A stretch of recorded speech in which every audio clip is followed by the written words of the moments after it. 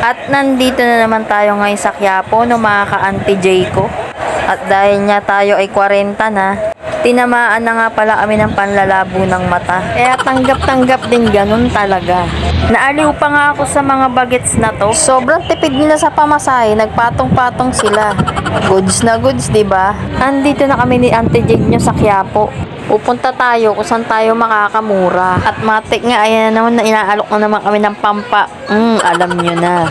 Sabi ni Jade, hindi na te, pa-menopause na eh. Una nga namin napunta tong Optical Palace. Pero medyo pricey siya at medyo konti lang din ang mga pagpipilian na frame. Swerte nga din na kami lumayo dahil meron ditong bagong bukas. Sobrang dami mong pagpipilian rito. Pero syempre depende pa rin sa frame yan. Sa gilid nga lang pala to ng simbahan.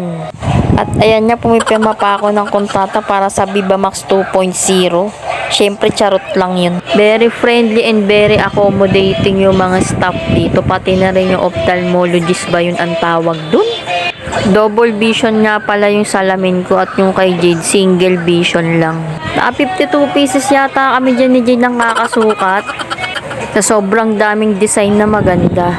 Nagtanong pa nga yan no, si ate na staff kung ilang taon na daw kami. Sabi namin 40 na kami. Sabi ni Jade, ano ba te? Pamasahin na lang meron kami. Wala na kami pang merienda sa'yo. Charo. Bali, babalikan na nga lang pala namin yung salamin no after 45 minutes. Happy na naman na si Jade kasi makakapag-drawing na siya. Talaga nga naman pagkambal, walang iwanan. Nung nakaramdam siya ng panlalabo ng mata nung isang munod na araw, ako naman, napakagaling no. Bubogchi nga pala muna tayo dito sa Jollibee. Ang pangmasang fast food chain ng lahat. Ang hindi ko lang talaga gets kung bakit meron pa talaga nagkaka-interest magna. Yung pinggan pwede pa i-take out. Pero itong alarm hindi ko gets talaga. Masaya talaga pag libre. At ito na nga, binalikan na namin yung aming salamin.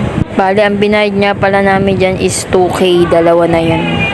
At syempre ako din isusukat ko yan no. Susubukan natin kung lilinaw pa ang paningin ko at magpapalit pa ba ako ng asawa. Ay joke lang po, biro lang. At ayun nga mga ka-ante, malinaw na ang aming kinabukasan ni Jade. Thank you po Lord.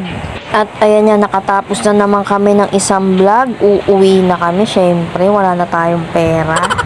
Follow nyo lang po ako guys kung gusto nyo. Pag ayaw mo naman, edi wag. Bye!